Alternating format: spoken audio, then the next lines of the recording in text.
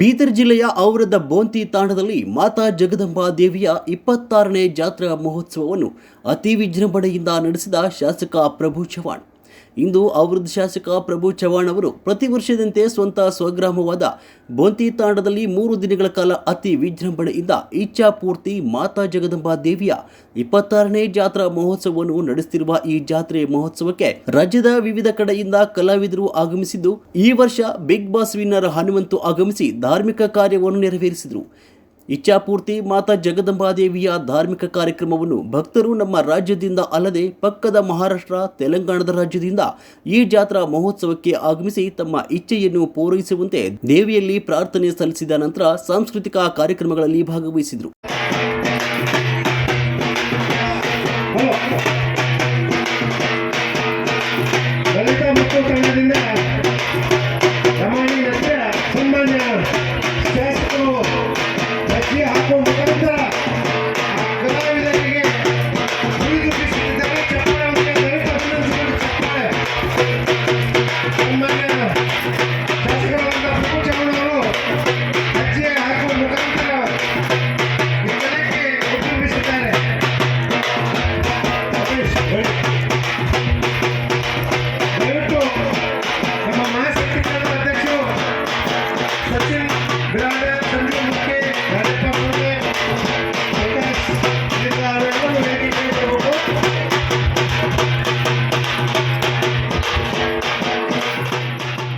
ಈ ಕಾರ್ಯಕ್ರಮಗಳಲ್ಲಿ ಶಾಸಕ ಪ್ರಭು ಚವ್ಹಾಣ್ ಕಾರ್ಯಕ್ರಮಗಳಲ್ಲಿ ಭಾಗವಹಿಸಿದಲ್ಲದೆ ಬಿಗ್ ಬಾಸ್ ವಿನ್ನರ್ ಹನುಮಂತು ಅವರ ಹಾಡಿಗೆ ಹೆಜ್ಜೆ ಹಾಕಿ ಸಂತೋಷ ವ್ಯಕ್ತಪಡಿಸಿದರು.